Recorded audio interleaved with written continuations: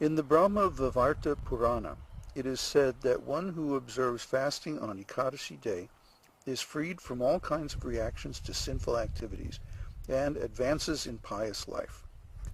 The basic principle is not just to fast, but to increase one's faith and love for Govinda, or Krishna.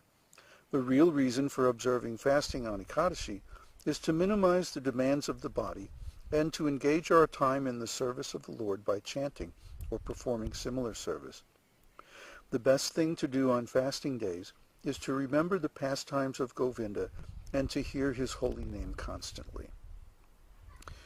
So the Ekadashi day is the 11th day of the moon.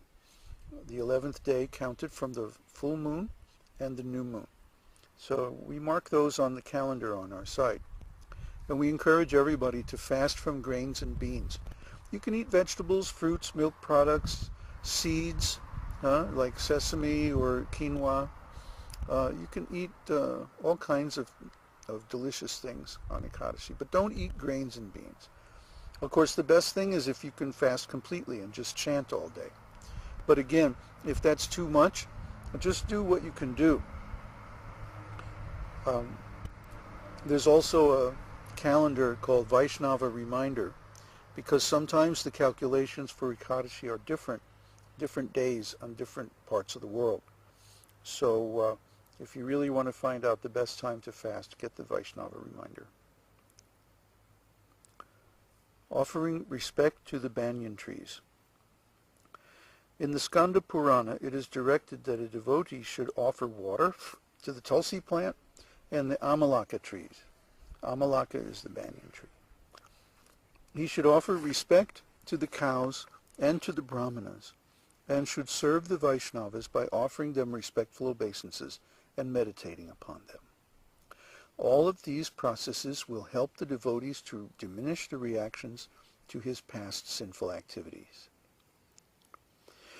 So especially tulsi worship is very important. Amalaka is only grown in certain parts of the world. But the banyan tree is very nice because you can sit underneath it. It makes extensive shade. And also the leaves and seeds tend to chase off insects and snakes and other predators. Giving up the company of non-devotees. Lord Chaitanya was once asked by one of his householder devotees what the general behavior of a Vaishnava should be. In this connection, Lord Chaitanya replied that a Vaishnava should always give up the company of non-devotees. Then he explained that there are two kinds of non-devotees. One class is against the supremacy of Krishna, and another class is too materialistic. In other words, those who are after material enjoyment and those who are against the supremacy of the Lord are called a-Vaishnava, and their company should strictly be avoided. In the Katyayana Samhita, it is stated that even if one is forced to live within a cage of iron, or in the midst of a blazing fire, he should accept this position rather than live with non-devotees who are through and through against the supremacy of the Lord. Similarly, in the Vishnu Rahasya, there is a statement to the effect that one should prefer to embrace a snake, a tiger, or an alligator, rather than associate with persons who are worshippers of various demigods and who are impelled by material desire. In the scriptures, it is instructed that one may worship a certain demigod if he is desirous of achieving some material gain. For example, one is advised to worship the sun god if he is desirous of getting rid of a diseased condition. For a beautiful wife, one may worship Uma, the wife of Lord Shiva, and for advanced education one may worship Saraswati. Similarly, there is a list in the Śrīmad-Bhāgavatam for worshippers of all demigods according to material desires. But all of these worshippers, although they appear to be very good devotees of the demigods, are still considered to be non-devotees. They cannot be accepted as devotees. The Mayavadis, impersonalists, say that one may worship any form of the Lord and that it doesn't matter because one reaches the same destination anyway. But it is clearly stated in Bhagavad-gītā that those who are worshippers of the demigods will ultimately reach only the planets of those demigods, while those who are devotees of the Lord himself will be promoted to the Lord's abode, the kingdom of God. So actually these persons who are worshippers of demigods have been condemned in the Gita. It is described that due to their lusty desires they have lost their intelligence and have therefore taken to worshipping different demigods.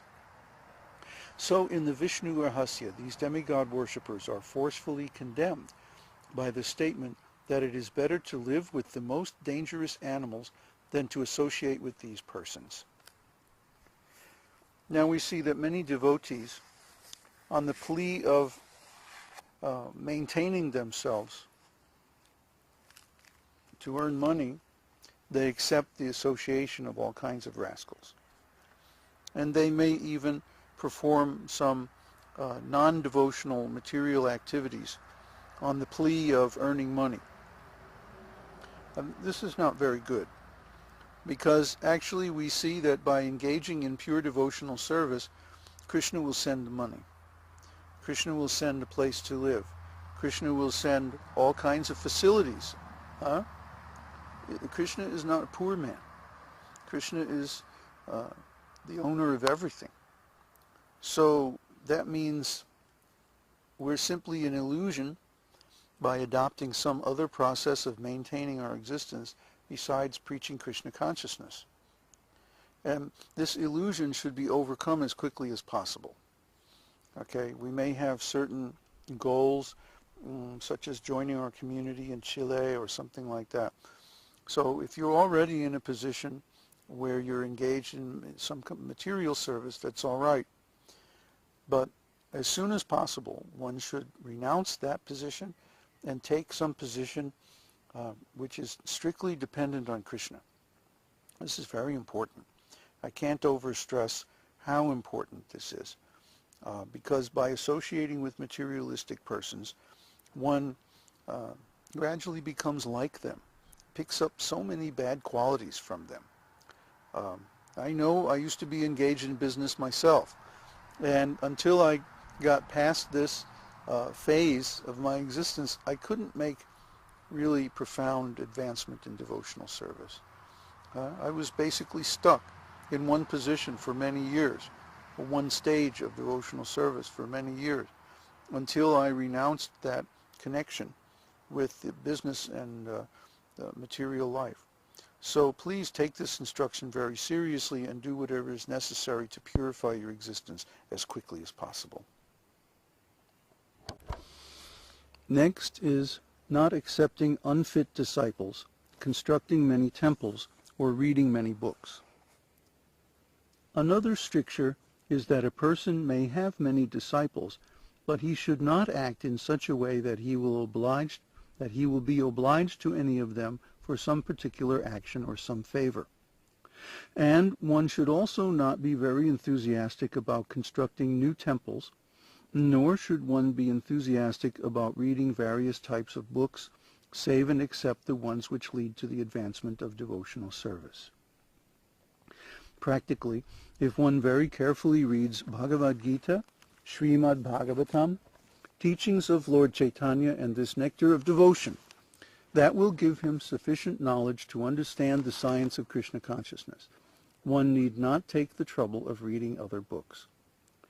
In the 7th Canto of Śrīmad-Bhāgavatam, 13th chapter, verse 8, Narada Muni, while discussing with Mahārāj Yudhishthira the various functions of the different orders of society, especially mentions this rules for sannyasis, those persons who have renounced this material world.